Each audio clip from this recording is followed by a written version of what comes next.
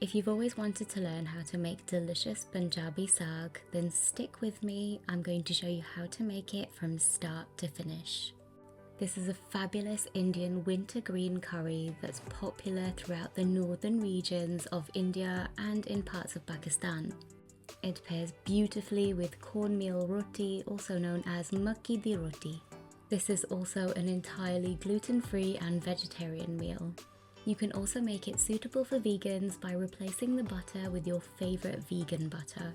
This is proper soul-nourishing Indian comfort food at its best, so let's get into the recipe. To make saag, you'll need a blend of seasonal winter greens. I like to use a mix of mustard leaves, spinach and fenugreek leaves. Having said this, saag is a very forgiving recipe and you can use any greens that are available to you and are inexpensive at the time. The whole point of saag is that it's super comforting and budget friendly. When this dish is prepared with mustard leaves, it's typically called Sarson da Saag, which alludes to the mustard leaves used in this particular recipe. Mustard leaves are available in most Indian supermarkets. They have a particularly pungent flavour, so you want to offset that a little bit with some spinach. The third type of leafy green I'll be using are fenugreek leaves, and again these have a strong flavour, so we're only going to use a small handful. I've prepared saag with all manners of green vegetables in the past, including kale, sprouts, broccoli, green cabbage. The key is to cook them long enough so that they turn into a vibrant green pulp. In order to facilitate this mushing process, we are going to throw everything into our trusty pressure cooker along with some aromatics like ginger, garlic, green chilli and onion. I'll also be adding some fine cornmeal to thicken up that saag once it's cooked, some salt and some baking soda, which is going to help those greens break down quickly and effectively. I'll be giving this about 15 minutes on high in my Instant Pot, or you can use a conventional pressure cooker and give it about 5 whistles. Keep it over a medium heat the whole time because you don't want anything burning at the base of the pan, and also remember to add a splash of water. This is what everything looks like once it's been cooked, and as you can tell, everything has broken down quite nicely. Now traditionally saag is cooked low and slow, as well as being beaten the entire time with a masher or some kind of spurtle. This helps to break everything down, however this is a labour intensive method and I like to make life a little bit easier by going in with my trusty immersion blender, which does pretty much the same job. Every household prepares their saag differently, and some may be more coarse in texture while others will be nice and smooth. You can choose whatever suits you best. For this traditional type of saag, I like to leave a little bit of texture in there, but blend it enough so that it feels kind of runny like a sauce as well. This is looking super good to me and the texture is just how I like it. Not too smooth and not too coarse, and just right for scooping up with my makki di roti later. The next stage of this recipe is to temper the saag with some whole spices and plenty of butter. Melt the butter in the pan before adding some whole spices. The ones that I like to use are black cardamom, which gives the saag a fabulous smoky flavour. Black stone flower, which adds a really special and unique touch.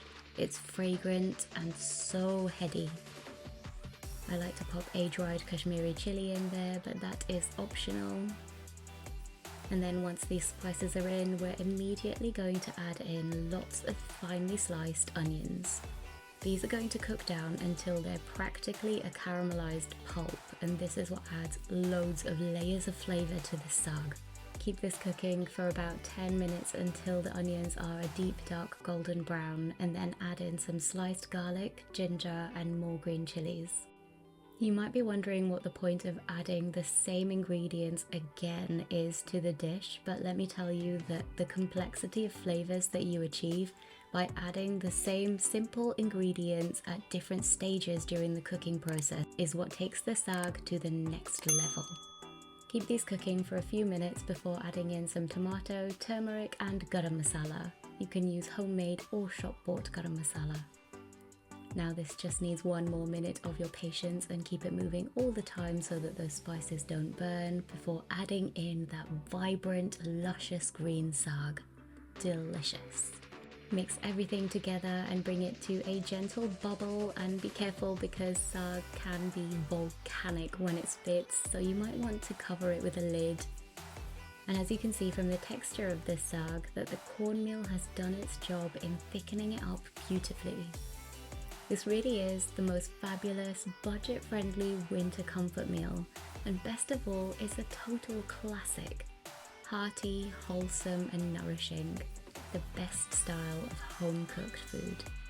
No saag dish would be complete without a dollop of butter and another generous sprinkling of warming garam masala. Add these in right at the end and give your saag a final stir before serving.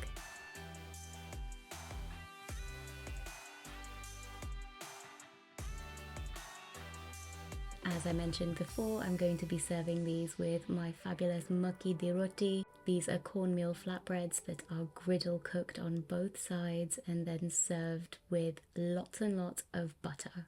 You can find the full recipe for these Makki di Rotis over on my website Sanjana.Feasts.co.uk.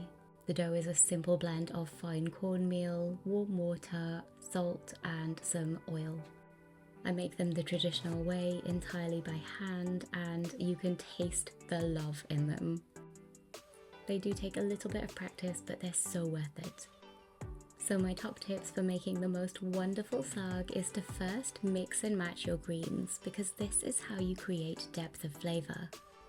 Secondly, a pinch of baking soda or bicarbonate of soda will help the greens cook quickly in your pressure cooker. Add aromatics like onions, ginger, garlic, chillies and garam masala at different stages during the cooking process. This creates complex layers of flavour. And of course, don't forget the Makki di Roti. Give this video a like and subscribe to my channel, and I'll see you next time.